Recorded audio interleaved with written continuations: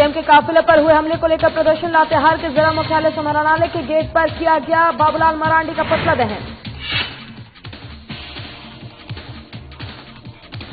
साधना plus news की खबर का हुआ असर। जमशेदपुर में झरिया सबर बस्ती में सड़क जर्जर मामले पर उपायुक्त ने कार्रवाई की, कही बात। वर्दी मेरा जुनून के स्थापना का 1 साल पूरा। प्रभात फेरी निकालकर हुई कार्यक्रम की शुरुआत। युवाओं ने परेड निकालकर शहीदों को दी श्रद्धांजलि।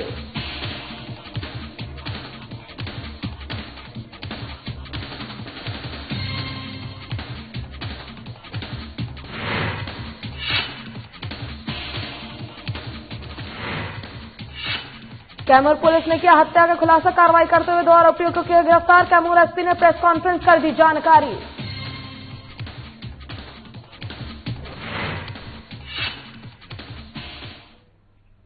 नमस्कार, आप देख रहे हैं साधना प्लस और मैं हूं आपके साथ पूजा अग्रवाल। बुलेटिन की शुरुआत करेंगे इस वक्त की अहम खबरों के साथ। जीतन राम मांझी के कार्यकारिणी की बैठक में कहा गया था कि उनको एक मंत्री पद और एक एमएलसी चाहिए। इस बयान का आरजेडी ने समर्थन किया है, जिसके बाद आरजेडी ने कहा है कि सत्ता की चाबी मांझी के पास है, ऐसे में उनको तो डिप्टी सीएम का पद मिलना ही चाहिए। वहीं आरजेडी प्रवक्ता मृत्युंजय तिवारी ने कहा है कि जो 2 नंबर की प्रॉपर्टी है वो 2 डिप्टी सीएम बना रहे हैं और जो 3 नंबर की प्रॉपर्टी है वो मुख्यमंत्री के पद पर है।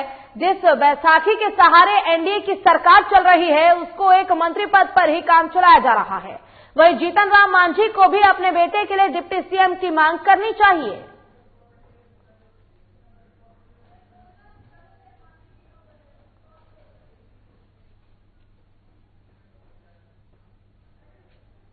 मांझी जी ने जो सवाल खड़े किए हैं और मांग किया है उन्होंने एक मंत्री पद और एक एमएलसी का, तो अब तो हम लोगों के दावे में दम दिख रहा है।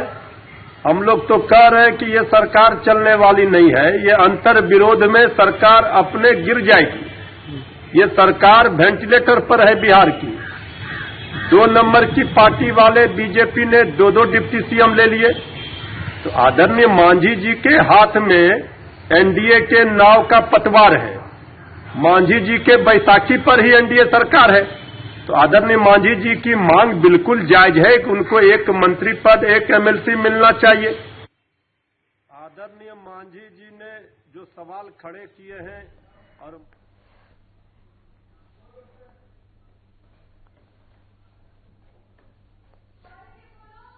जीतन राम मांझी की कार्यकारिणी बैठक में कहा गया था कि उनको एक मंत्री पद और एक एमएलसी चाहिए। इस बयान का आरजेडी ने समर्थन किया है, जिसके बाद आरजेडी ने कहा है कि सत्ता की चाबी मांझी के पास है, ऐसे में उनको तो डिप्टी सीएम का पद मिलना ही चाहिए। वहीं आरजेडी प्रवक्ता मृत्युंजय तिवारी ने कहा है कि जो 2 नंबर की पार्टी है वो 2 डिप्टी सीएम बना रखे हैं, जो 3 नंबर की पार्टी है वो मुख्यमंत्री के पद पर है।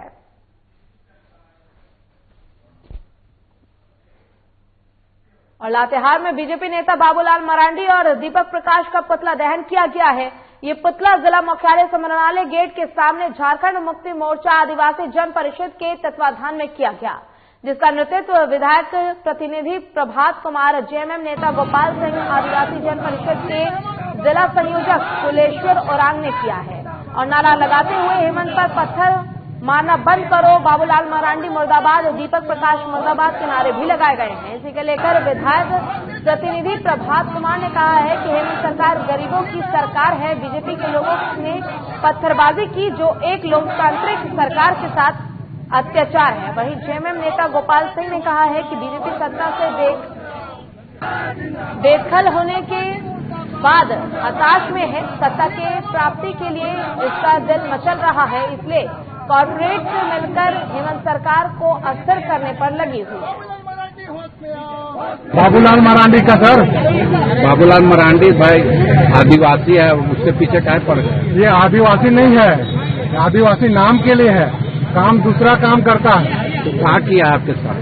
ये भारतीय जनता पार्टी का प्रतिनिधित्व कर रहा है। क्या किया आदिवासी के साथ? सर आदिवासी के साथ क्या अन्याय किया है? अन्याय इतने दिन तक को भारतीय जनता पार्टी का बी टीम का काम किया सर। हम हमेशा हमारा आदिवासी का अहित किया।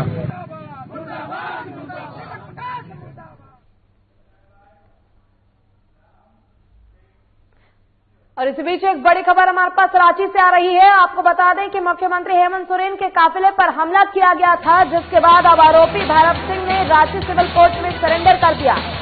मामले में रांची जिला के 2 थाना प्रभारी को भी सस्पेंड किया जा चुका है। किशोरगंज चौक के पास सीएम के काफिले को रोककर किया गया था प्रदर्शन। ये बड़ी खबर रांची से, जहां मुख्यमंत्री के काफिले पर हमला किया गया था और आरोपी भैरव सिंह ने रांची सिविल कोर्ट में सरेंडर कर दिया है। मामले में रांची जिले के 2 थाना प्रभारी को भी सरेंडर किया जा चुका है। वहीं किशोरगंज चौक के पास सीएम के काफिले को रोककर प्रदर्शन किया गया था, जिसके बाद काफिले पर हमला का मामला सामने आया था और अब आरोपी भैरव सिंह ने रांची सिविल कोर्ट में सरेंडर कर दिया है। साथ ही 2 थाना प्रभारियों को भी सस्पेंड किया जा चुका है इस मामले में। और आपको बता दें कि किशोरगंज चौक के पास सीएम के काफिले को रोककर प्रदर्शन किया गया था, जिसके बाद संज्ञान लेते हुए अब आरोपी भैरव सिंह ने रांची सिविल कोर्ट में सरेंडर कर दिया है और 2 थाना प्रभारी भी सस्पेंड हो चुके हैं।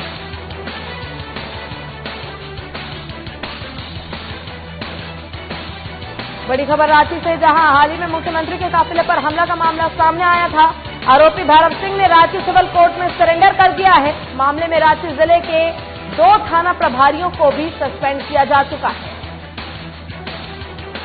किशोरगंज चौक के पास सीएम के काफिले को रोककर प्रदर्शन किया गया था और अब आरोपी भैरव सिंह ने खुद सिविल रांची कोर्ट में सरेंडर कर दिया।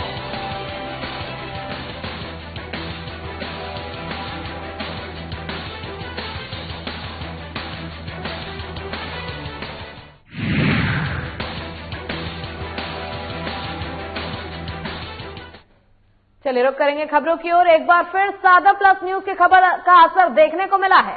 जमशेदपुर के झरिया सबर बस्ती में सड़क नहीं रहने से स्थानीय लोगों को परेशानियों का सामना करना पड़ता है।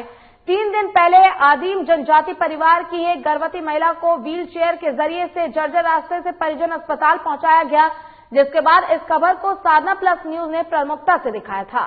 वहीं इस मामले पर संज्ञान लेते हुए उपायुक्त सूरज कुमार ने कहा है कि जल्द ही मामले पर कार्रवाई की जाएगी। आपको बता दें कि झरिया गांव में आदिम जनजाति खबर परिवार के काफी संख्या में लोग रहते हैं। बस्ती में बिजली, पानी, तमाम चीजों की व्यवस्था उपलब्ध है, लेकिन अब तक लोगों के आने जाने के लिए सड़क नहीं है, जिससे आने जाने वाले लोगों को काफी परेशानियों का सामना करना पड़ता है।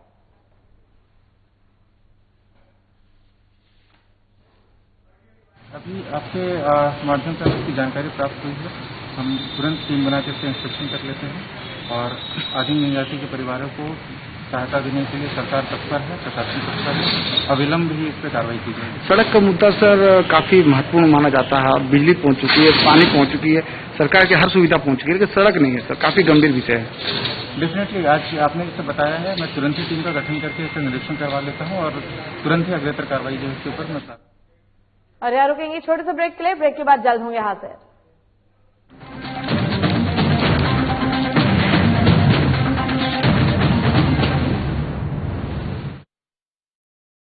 मैं हेमंत सोरेन सत्यनिष्ठा से प्रतिज्ञान करता हूं कि मैं विधि द्वारा स्थापित भारत के संविधान के प्रति सच्ची श्रद्धा और निष्ठा रखूंगा।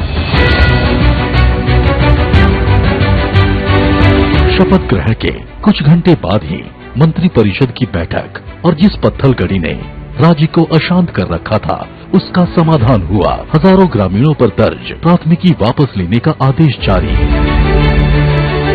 महिलाओं के खिलाफ हुए अपराध की त्वरित सुनवाई के लिए 22 फास्ट ट्रैक कोर्ट के गठन को मंजूरी। गरीबों के असाध्य रोगों के बेहतर इलाज हेतु 5 लाख तक की सरकारी मदद को अमली जामा पहनाया गया। जरूरतमंदों को भोजन उपलब्ध कराने के लिए 6595 मुख्यमंत्री दीदी किचन, मुख्यमंत्री विशेष किचन, 1300 दाल भात केंद्र, राज्य भर के अस्पतालों में isolation ward, Covid ward, oxygen युक्त बेड, आईसीयू, वेंटिलेटर और संक्रमण के जांच की व्यवस्था हुई। अब जरूरत थी प्रवासी श्रमिकों को वापस लाने की। देश में सबसे पहले यहीं से पहल हुई और 484 श्रमिक एयरलिफ्ट 8.50 लाख श्रमिक भाइयों को श्रमिक स्पेशल ट्रेन से वापस लाया गया। 25 करोड़ मानव दिवस का सृजन एवं 20,000 करोड़ पारिश्रमिक देने के लक्ष्य के साथ योजना लागू की गई। श्रमिकों की मेहनत को सम्मान प्राप्ति के लिए बीआरओ से MOU हुआ और देश की सीमा पर सड़क निर्माण में संलग्न हुए। झारखंड की भावना को प्रतिबिंबित करने वाले राज्य के नए प्रतीक चिन्ह का अनावरण हुआ। महिला सशक्तिकरण की दिशा में फूलो झानो आशीर्वाद योजना के जरिए शराब हड़िया के निर्माण और बिक्री में शामिल महिलाएं अपने जीवन में बदलाव की प्रेरक कहानियां कर रही हैं। 26,000 सखी मंडल की बहनों को बैंक लिंकेज के माध्यम से 370 करोड़ एवं 111 कुशल नर्स को देश के बड़े अस्पतालों में नियुक्त किया गया। इस कड़ी को और सशक्त करते हुए 22 युवतियों को कपड़ा उद्योग में नौकरी दी गई। खेल के क्षेत्र में विश्व भर में परचम लहराने वाले झारखंड को 20 साल बाद 24 जिला खेल पदाधिकारी मिले, उनकी नियुक्ति सुनिश्चित हुई। इस तरह झारखंड अपने सीमित संसाधनों के साथ विकास के सभी सोपान तय कर रहा है ताकि राज्य की समृद्धि एवं समावेशी विकास की परिकल्पना को साकार किया जा सके।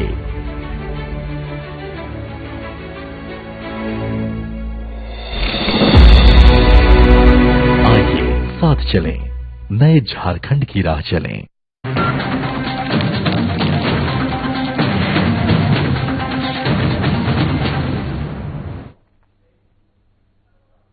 और ब्रेक के बाद एक बार फिर से स्वागत है आपका। रुक करेंगे खबरों की ओर। 7 जनवरी 2021 को वर्दी मेरा जुनून के स्थापना पर 1 साल पूरा होने पर बसिया प्रखंड के युवाओं ने वर्षगांठ मनाई है, जिसकी शुरुआत 1 साल पहले भारतीय सेना के जवान अमित कुमार ने की थी।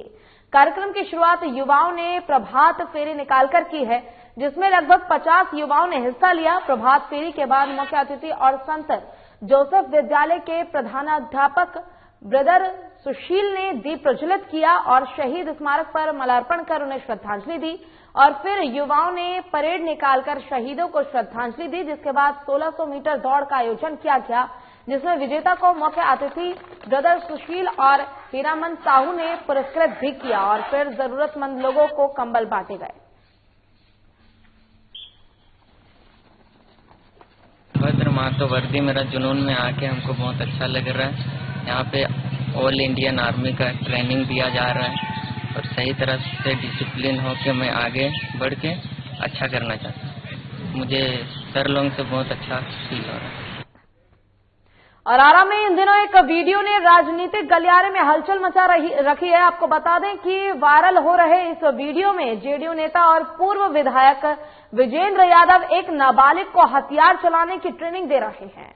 वीडियो सामने आने के बाद भोजपुर पुलिस ने कार्रवाई करते हुए मामला दर्ज कर लिया है। वहीं पुलिस ने हथियार को जब्त भी कर लिया है, जिसके बाद भोजपुर एसपी हरकिशोर ने बताया है कि लाइसेंस की स्रोत का उल्लंघन करने के आरोप में बंदूक को जब्त किया गया है। वीडियो वायरल मामले में पूर्व विधायक विजेंद्र यादव ने कहा है कि जिले के एसपी को कोई आदेश नहीं है कि वो बंदूक सीज कर दे। बंदूक सीज करने का सारा जिम्मा जिलाधिकारी का होता है।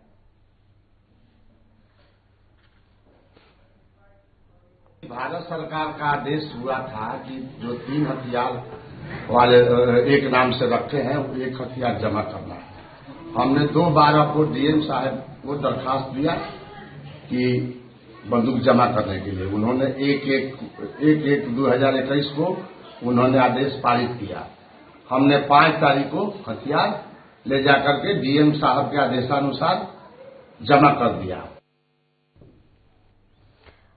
ये एक वीडियो वायरल हुआ है जिसमें राजनीतिक गलियारे में हलचल मच गई है, जिसके कारण आपको बता दें कि वायरल हो रहे इस वीडियो में जेडीयू नेता और पूर्व विधायक विजेंद्र यादव एक नाबालिग को हथियार चलाने की ट्रेनिंग दे रहे हैं।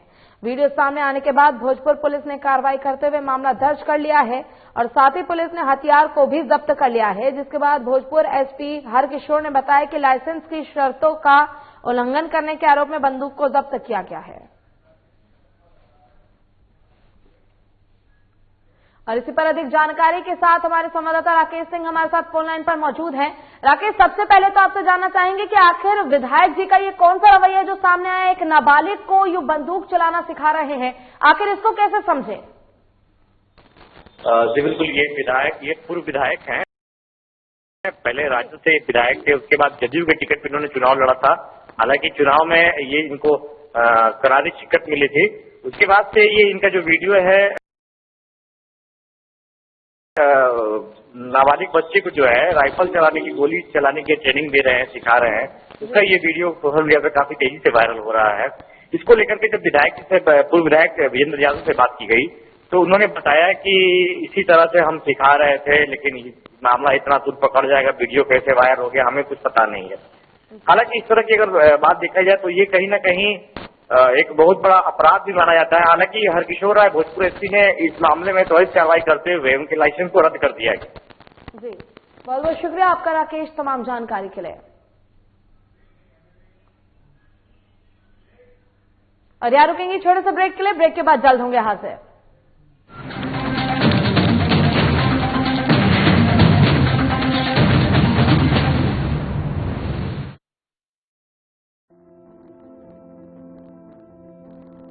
कोरोना का संकट अभी टला नहीं है, इसलिए लापरवाही बिल्कुल नहीं। जब भी घर से बाहर निकलें, मास्क जरूर लगाएं। दूसरी बात, एक दूसरे से कम 2 गज की दूरी बनाएं। और तीसरा, अपने हाथों को साबुन से अच्छी तरह बार बार धोएं। यदि हम इन सभी मुख्य बातों पर अमल कर लें तो कोरोना वायरस के संक्रमण से बच सकते हैं और हमारा राज्य कोरोना मुक्त हो सकता है। मेरे प्यारे झारखंड वासियों, कोरोना का जंग अभी जारी है। हम और आप मिलकर ही इस जंग को जीत सकते हैं। इसलिए सरकार द्वारा दिए जा रहे निर्देशों का पालन करें और विश्वास रखें, हम और आप मिलकर जरूर इस जंग को जीतेंगे। सूचना एवं जनसंपर्क विभाग, झारखंड सरकार द्वारा जनहित में प्रसारित।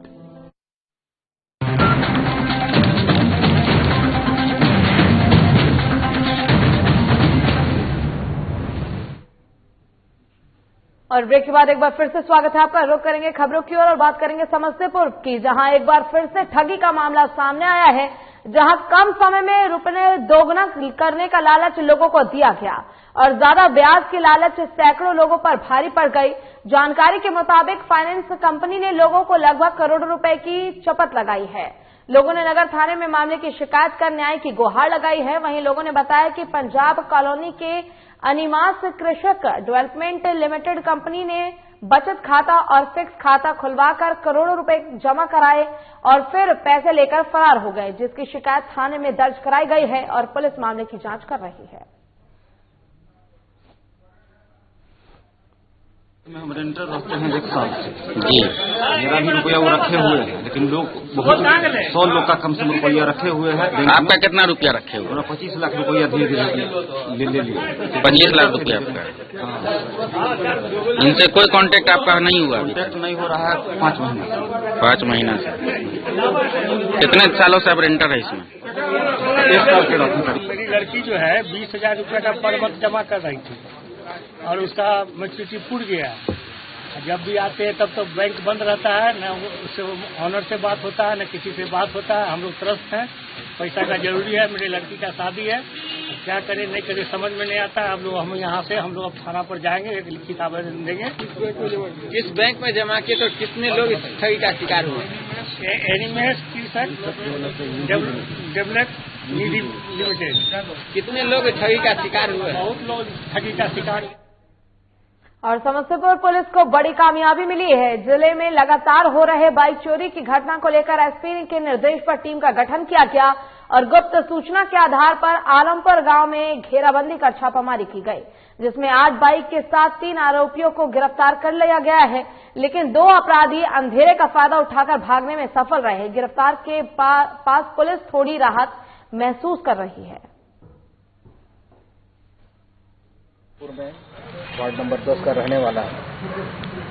उसके यहाँ कुछ लोग चोरी की मोटरसाइकिल रखते हैं और चोरी की मोटरसाइकिल का कारोबार करता है। इस सूचना के आधार पे थानाध्यक्ष विभूतिपुर, प्रपुवनी फैजुल अंसारी, पुवनी राजीव लाल पंडित, पुवनी रामगति मांझी, सहनी जोगिंदर सिंह, सहनी भोगेंद्र सिंह और सहनी दिनेश सिंह का एक टीम बना के वहाँ पे छापेमारी की गई, तो वहाँ से 7 मोटरसाइकिल बरामद किया गया। और कैमूर के भभुआ पुलिस ने 4 जनवरी को हुए मोबाइल दुकानदार नीतीश कुमार का पुलिस ने खुलासा कर दिया है, जिसमें पुलिस ने हत्या मामले में 2 नामजद आरोपियों को गिरफ्तार किया है। आपको बता दें कि 4 जनवरी की रात 8 बजे दुकान बंद करके दुकानदार घर जा रहा था। उसी समय बाइक सवार 2 अपराधियों ने गोली मार दी, जिसके बाद इलाज के समय शख्स ने दम तोड़ दिया। वहीं मामले में कैमूर एसपी राकेश कुमार ने प्रेस कॉन्फ्रेंस की और बताया कि 4 जनवरी को मोबाइल दुकानदार नीतीश कुमार का भभुआ शहर के नगर पालिका के पास गोली मारकर हत्या कर दी गई थी, जिस मामले में 2 लोगों के खिलाफ मामला दर्ज हुआ था, जिसमें दोनों नामजद आरोपियों की गिरफ्तारी हुई है और दोनों से पूछताछ कर रही है पुलिस। के लगभग पोस्ट ऑफिस के पास में एक नीतीश कुमार नामक एक नवयुवक थे, जिनकी हत्या 2 अपराध कर्मियों के द्वारा गोली मारकर कर दी गई थी। इस आलोक में भभुआ थाने में कांड दर्ज किया गया था और एसडीपीओ भभुआ के नेतृत्व में एक टीम गठित की गई थी, जो लगातार अपना इन्वेस्टिगेशन कर रही थी और रेड भी हम लोगों की चल रही थी। इसी आलोक में 2 व्यक्तियों की गिरफ्तारी की गई है, जिसमें एक का नाम अमित है और दूसरे का नाम ऋषभ है। इन दोनों के द्वारा उस घटना को अंजाम दिया गया। इस घटना में जो प्रयुक्त बाइक है और जो वेपन का प्रयोग किया गया है वो अभी रिकवर नहीं हो पाया है हम लोग। और सीतामढ़ी के महसौल ओपी क्षेत्र के सीओ ऑफिस गली में अपराधियों ने गोली चला दी। वहीं ये गोली जमीनी विवाद को लेकर चलाई गई और बता दें कि मॉडले नामक शख्स पर चलाई गई, जिसमें युवक घायल हो गया, जिसके बाद शख्स को सीतामढ़ी के निजी नर्सिंग होम में इलाज के लिए भर्ती कराया गया। वहीं मौके पर पुलिस ने पहुंचकर स्थिति का जायजा लिया, लेकिन अपराधी अभी भी पुलिस के पकड़ से बाहर है। को गोली लगी है, वहाँ सीओ गली में इलाज के लिए आया हुआ है। जांच चल रही है। क्या सर किस विभाग के कारण हुआ ये सब है कुछ जानकारी? अभी उनका बयान नहीं हुआ है, अभी ऑपरेशन हो रहा है, बयान देते हैं क्या है तो इसके अनुसार कार्रवाई की जाएगी। इस मामले में अभी किसी की गिरफ्तारी भी नहीं हुई? अभी गिरफ्तारी नहीं।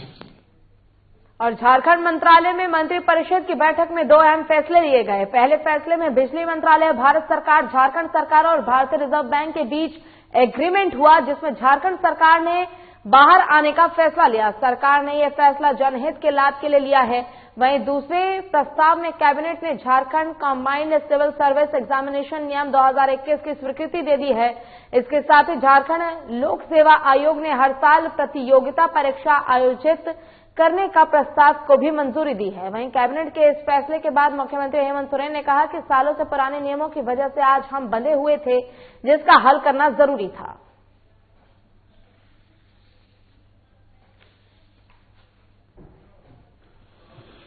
देखिए, आज का ये कैबिनेट काफी महत्वपूर्ण कैबिनेट रहा है। आज 2 निर्णय लिए गए, जिसमें राज्य के जेपीएससी आने वाले समय में बेहतर कैसे कार्य करे, यहाँ के नौजवानों को रोजगार को लेकर और जेपीएससी पर जो सवाल उठते रहे हैं वो ना हो, इसको लेकर के हम लोगों ने नया नियमावली, जो मुझे लगता है कि 51 के बाद पहली बार ये नियमावली बनी है। आप अंदाजा लगा सकते हैं कि 51 की बात और अब की बात में कितने फर्क हुए होंगे। इसको शायद किसी ने जानने समझने का प्रयास नहीं किया। जो पहले से जो नियम चल रहा था, इससे पहले जो नियम था वो 1951 का नियम था, 1951 का रूल्स था, जिसके तहत जेपीएससी एग्जामिनेशन कराता था और समय समय पे राज्य सरकार जो है वो संकल्प के माध्यम से उन नियमों में संशोधन करती थी। राज्य सरकार ने एक त्रिस्तरीय कमेटी बनाई थी विकास आयुक्त की अध्यक्षता में और उस कमेटी के रिकमेंडेशन पे ये जो नियमावली है वो तैयार किया गया। इस नियमावली के तहत ये है कि जो तरह की सर्विसेज है जिसमें कि कंबाइंड सिविल सर्विसेज एग्जामिनेशन दिया जाएगा और सभी के लिए जो उम्र और एजुकेशनल क्वालिफिकेशन है वो यूनिफॉर्म रहेंगे। आज यह विषय रखा गया कि भारत सरकार के ऊर्जा मंत्रालय, रिजर्व बैंक ऑफ इंडिया और राज्य सरकार के बीच जो ऊर्जा उत्पादन कंपनियां हैं केंद्रीय, उनके बकाये के भुगतान के लिए जो पेमेंट सिक्योरिटी मैकेनिज्म के तहत त्रिपक्षीय एग्रीमेंट किया गया था, उससे राज्य सरकार ने एग्जिट करने का निर्णय लिया है। और यह निर्णय मुख्यतः लोकहित में और जनता के हितों को देखते हुए राज्य के अनुसूचित जाति, जनजाति और महिलाओं तथा 15वें वित्त आयोग और संविधान के तहत मिलने वाली राशि जो इसी कंसोलिडेटेड फंड में जाती है, उससे यह राशि की कटौती होती है।